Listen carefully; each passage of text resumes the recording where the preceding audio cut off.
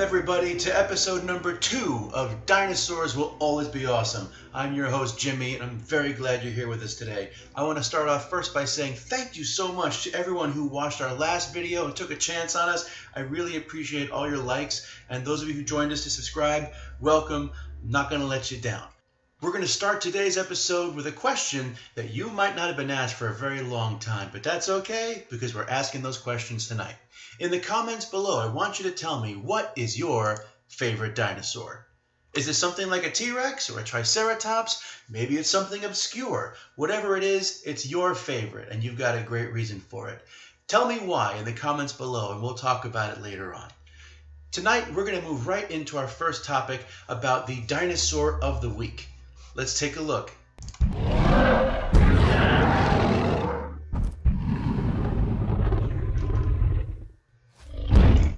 That's right. Tonight we're talking about Carnotaurus. Carnotaurus sastrii, a very vicious predatory dinosaur from South America in the late Cretaceous period. Now, the first Carnotaurus was described by a paleontologist named Bonaparte in the year 1985. It's known as the meat-eating bull because of the strange horns that emanate from the top of its head. This particular dinosaur had a lot of really cool things to show us. For one, it had really intact skin impressions on several parts of its face and along its body. In a brand new specimen, we found so much detail about what the outside of this dinosaur actually looked like, and that's carried through to a lot of the depictions of the dinosaur. In fact, in the Michael Crichton sequel to the original Jurassic Park novel, The Lost World, Carnotaurus was introduced as a camouflaging chameleon dinosaur that would be the big foil and the massive villain for the end of this story. The Carnotaurus didn't actually make it into the Lost World movie, but that didn't stop it from getting represented in the video game, where they included all the chameleon features, as you can see there, including the big bulbous turret eyes. This game was awesome. I pumped so many quarters into this thing growing up. The Carnotaurus is shown here with this chameleon features, including big bulbous turret eyes like a chameleon that you'd see in the jungle. The Lost World game came out in 1997, and just a few years later, Carnotaurus would bulk itself up to become the main villain in Disney's Dinosaur. Production notes and clips from behind the scenes indicated that they wanted to use a different kind of predatory dinosaur instead of going with the T-Rex like they'd seen so many times before. Now, at Animal Kingdom in Orlando, the Carnotaurus is the main antagonist of the dinosaur ride. And you can see a skeleton of a Carnotaurus on display in the ride queue. The meat-eating bull is brought back into the spotlight again because it is featured in the new movie Jurassic World Fallen Kingdom. What role this dinosaur actually has to play in the overall story hasn't truly been revealed yet, except for a few spoilery previews. But I'm really excited to see just how well this meat-eating bull is characterized on film. What do you say we take a closer look at one of prehistoric Argentina's most deadly carnivores?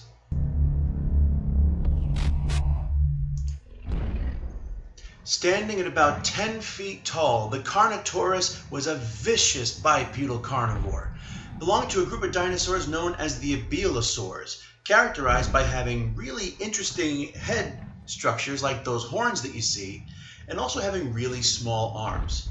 The T-Rex gets a lot of flack for having its small arms, but take a look at these things. The arms of the Abelosaur were basically considered to be vestigial, meaning they didn't even really use them for anything. Be quick, rushing in and biting hard into its target, and then retreating and letting its injured prey become tired and weak. With its sharp protruding horns and razor-sharp teeth and its highly specialized mouth, the Carnotaurus sastrii had a body built for rushing attacks. All of that, combined with its role in the new movie coming out this week, is enough to earn Carnotaurus the spot as our Dinosaur of the Week here at Dinosaurs Will Always Be Awesome. Breaking news right now, there's a new dinosaur that's been discovered. Okay, continuing with our new dinosaur alert, we have some breaking news coming out of Saltillo, Mexico. The discovery of a brand new species of nodosaur. And here with us tonight, we're very grateful to have here the discoverer, the paleontologist who found this new animal. This is Hector Rivera-Sylva from the Museo del Desierto. Hector, good evening. How are you? How are you, Jimmy? Thank you for the invitation. Absolutely. Well, thank you for being here. We're very grateful to have you with us. So first off, congratulations on this amazing discovery. The brand new dinosaur, the first ever, is it the first nodosaur, the first armored dinosaur found in Mexico? Well, not the first. We have found some dinosaurs previously. For example, we have found osteoderms from probably a kind of Edmontonia-like dinosaur. Also, a vertebra from southern Coahuila, a tooth from Baja California. So this is not probably the first, but it's the first to be described. Okay, so there's a difference between discovered and described then. So let's start there. Take us back, because the story is breaking worldwide this week, but this is not when the adventure for this dinosaur began. So when was the first time that the shovel hit the dirt? Well, even it was long before that. It was around 2007, more or less, when, well, first of all, Coahuila is a very big state. Most of it is desert. Mm-hmm. And during that year, I record one of the earliest papers on dinosaurs from Mexico, and it was very interesting that from that part, it had never been any work after that. It was around 1711. Yeah. The first paper of dinosaurs was for Mexico, and from there was nothing on dinosaurs, and from the territory of what is North Coahuila, it was none. So I tried to make more discoveries there. I make a project, the dinosaurs of the desert region of Coahuila. Mm-hmm. And in 2007, I went there and discovered some of the dinosaurs and reptiles that we already have described. For example, Deinosuchus or Pachycephalosaurus tooth. Even, well, Yewicauceratops came from that season also. And from there down, we have discovered and traveled back. So we can, in 2008, we found the site of the Acantholipan. It was a very interesting season because we don't find to try nothing important in that locality because it was marine. So we can... The area where you found it was undersea. It was a marine area. So most of the fossils out of there were like fish and ammonites. And what other kinds of things? Ammonites. Yes, only ammonites and some oysters also. Nothing more. Not even a mosasaur. Nothing. Look, I can relate. I'm coming to you from Orlando, Florida. We were on the bottom of the ocean until about 35 million years ago. The best I have are giant elephants and a couple of big ground sloths. But it's frustrating to be a dinosaur-focused paleontologist in a place that was completely under the bottom of the sea during that whole time. So in the same thing in Coahuila, there's so much of that land that was underwater at the time. So when you describe these localities and these places where you go to find them, what tricks and what tips do you need in order to scout out a piece of land and say, you know what, there's a dinosaur in here? Well, first of all, it's more like to have the eye and see, that sediment looks like I can find a dinosaur there. Mm-hmm. It's difficult, but we can, when you have the expertise, you can imagine that in certain sediment, in certain color of rock, you can find a dinosaur. So this dinosaur came out of the Penn Foundation, correct? Yes, that's right. So the Penn Foundation soil, it's It's kind of sandy, but it has like a deep red color. Is that right? Not much red. It's yellow, reddish color. So, but like when you look at the side of a rock wall, you can see the striations, the different color layers of the soil. And so, paleontologists, geologists, scientists have learned that the different colors that you see in the stone indicates the index of the different time periods, correct? And that's correct in a very scholar point of view. Yeah. Mexico, we don't have that. It's a more confusing straight layers. We don't have these layers up and up and up. Yeah. We only have, from some part, we have a sediment of certain formation. We walk 2 meters and there's recent sediment. And if we go to the other direction, we can find dinosaurs and it's very complicated. Yeah. So it sounds like there's a lot of just knowing where to look and learning where these animals are found, and then just a little bit of luck thrown in there too, isn't it? Much more luck than everything. All right, so let's talk about the dinosaur of the hour here, the Acantholipan gonzalezi, right? Or how is it officially pronounced? Gonzalezi is a surname of very common here in Mexico. It was the founder of the museum, yes? And the director of the museum. The director of the museum, yeah. Well, I bet he was thrilled. So, if you don't mind, I'd like to kind of take a look a little bit at some of the stuff that we found from the animal. So this shows kind of a reconstruction. These are some of the bones that we found. Yeah, can you kind of talk me through a little bit what we're looking at here? Yes, sure. Okay. Well, we can see that we had found a humerus, ulna, femur, 2 vertebrae, and a spine. One of the important bones that we had found was the ulna that triggered us that we had found a new species, a new genus, and the vertebra told us that it was a juvenile. Also, the spine, it was something new because the spines of some other nodosaurs are more flattened, and this was very conical. So I want to go back to something you just said. You looked at the vertebrae, and you could tell it was a juvenile specimen. What about the vertebrae clued you in that this was a juvenile dinosaur?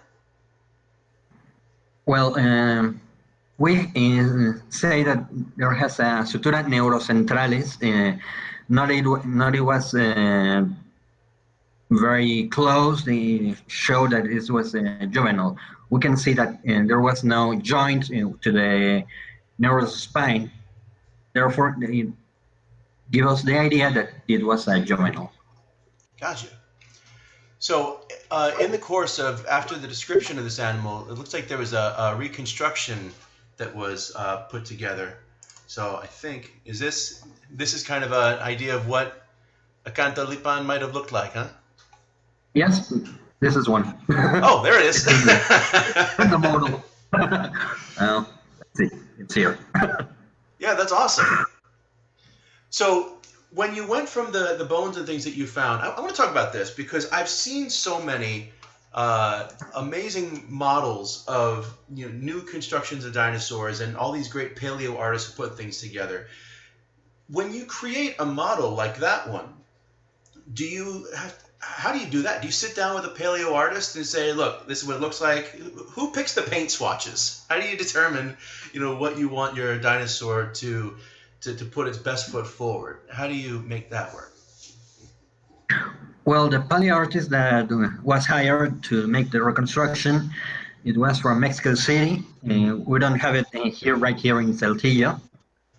So it was not to sit close to him, but he has already the idea of how a dinosaur looked like. And I say, well, you can take the figure of uh, Neobarasaurus, for example, Hmm. and, I make a quick sketch of the animal.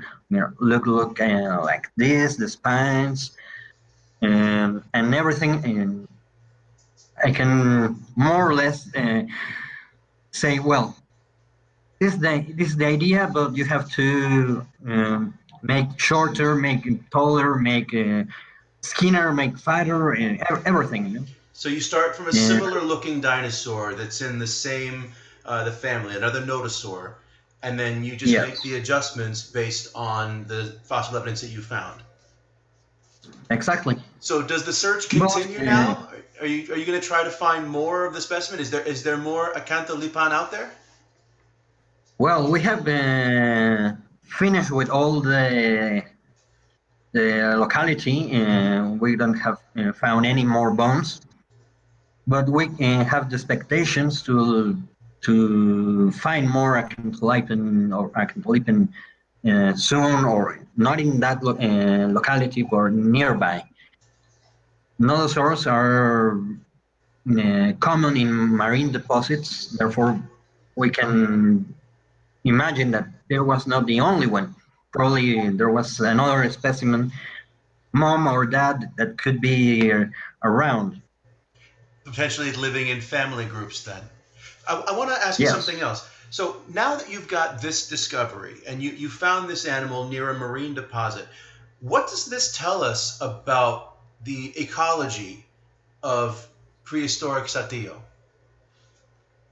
Well, prehistoric Saltillo is from a different formation. Hmm.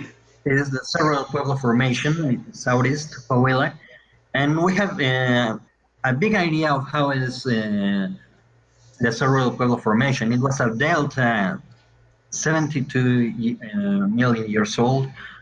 We have, for example, Venafrons coahuilensis, Coahuilaceratops, Lathyrhinus, all these species in sediments of the Cerro Pueblo Formation, along with several fruits also. We had found fruits from 3 or 4 families No different. kidding. Yes, it's very interesting. We have the whole idea of how the ecosystem was from the Cerro Pueblo Formation. That's amazing. So you find these different fruits. Do they have any modern comparisons? Do they look like strawberries and peaches, or are they there's something totally different? Well, one is the oldest banana, is Striatornata sanantoniensis. Very nice. The other is Tricostatocarpon silvapinide. It's like how you say it in English, uh, paradise flower. Oh, like a passion flower, like a passion fruit. Uh, yeah, Oh, okay, very cool. yes. Another is Operculufructum lopezi. It's difficult to know how it looks like in modern day uh, fruits or something. But it's a Yeah. nice small seed, very rare. And So also we have another fruit, very interesting vegetables from Cerro Pueblo Formation. yeah, and they're all organic. There's no pesticides in any of Yeah. them. Well, that's really amazing. So does this give us more insight into the diets of these animals and the way what these dinosaurs were probably feeding on? Yes, as good that that you make that question. I have made an investigation of the microware of adrosaurs, Hmm. and there is not published yet.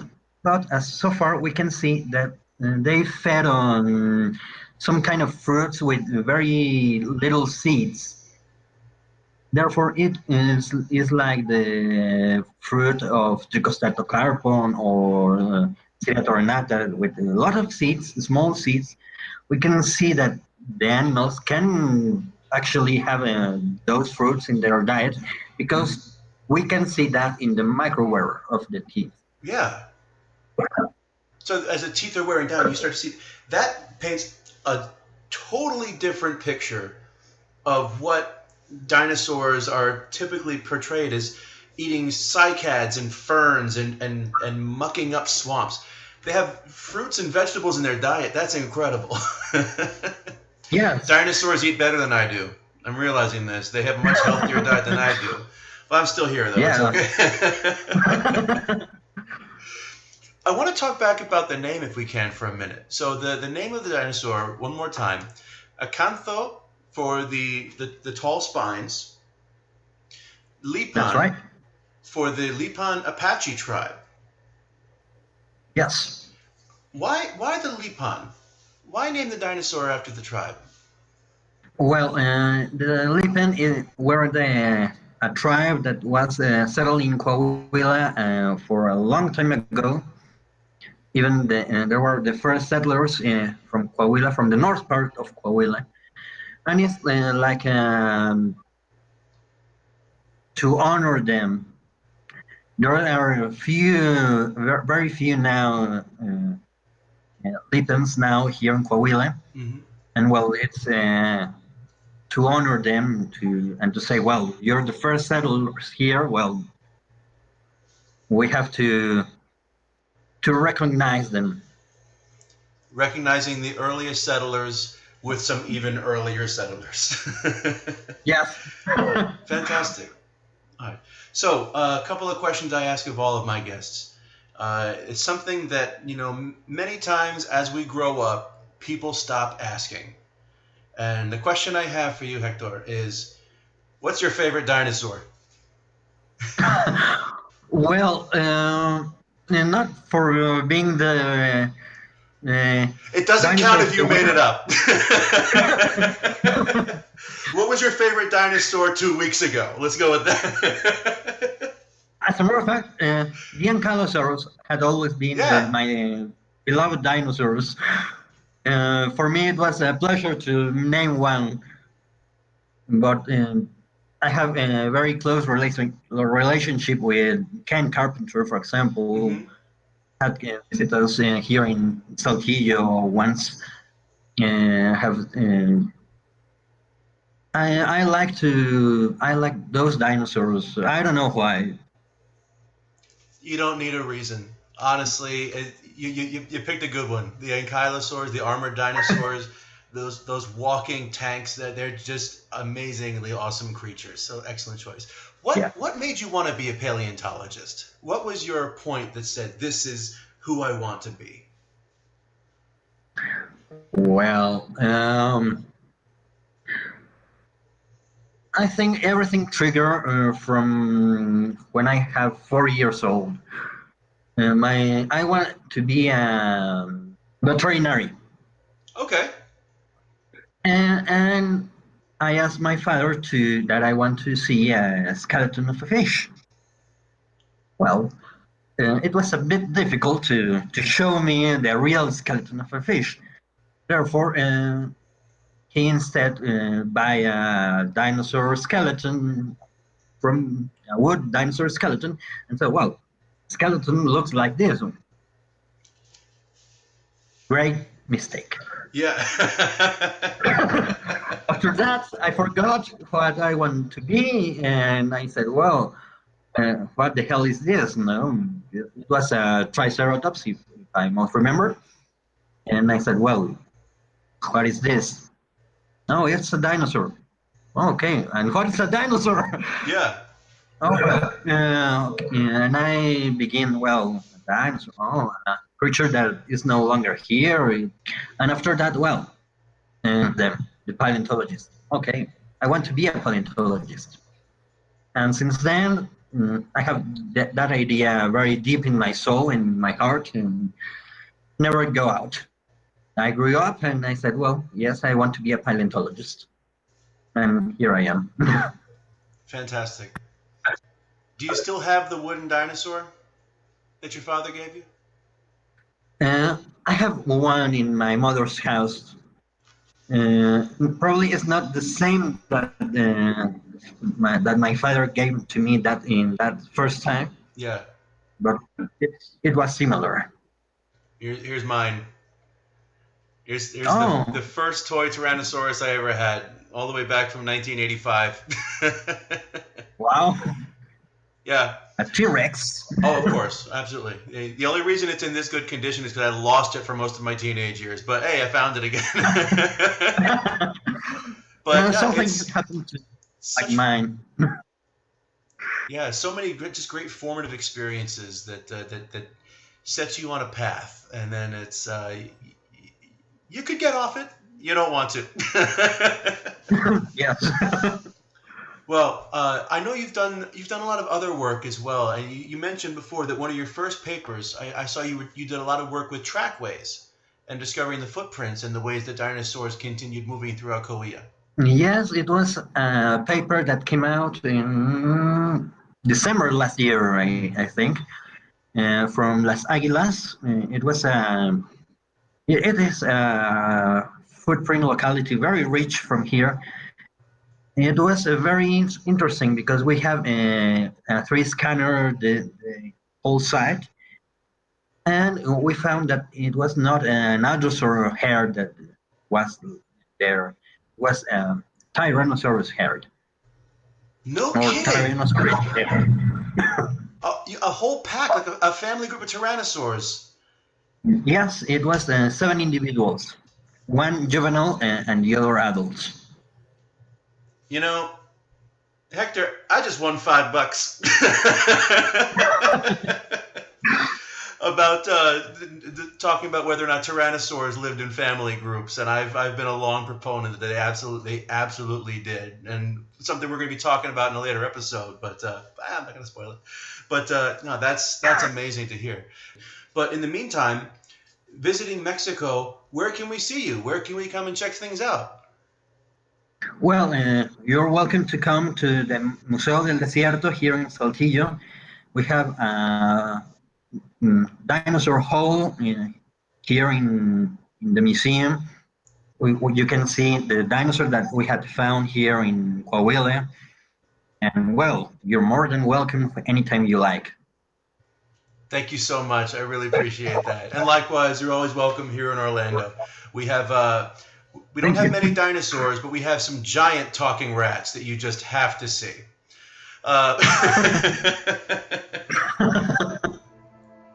Hector Rivera-Sylva, thank you so much for being with me here tonight. No, thank you for you to invite me. It was a great pleasure to talk about my passion and my discoveries so far. Thank you so very much for watching again this week. I really hope you enjoyed today's episode. Make sure you leave a like and a comment below. Tell me what is your favorite dinosaur and why. I want to hear all about it. And I hope that you'll continue the conversation and follow us as well at Dinosaur Podcast on Facebook, Twitter, or Instagram. You can email us with questions or comments at dinosaurpodcast@gmail.com. And if you subscribe with us today, thank you very much for doing that. Please tell your friends all about it, because it's true. No matter who you are, what you do, or where you're from, dinosaurs will always be awesome.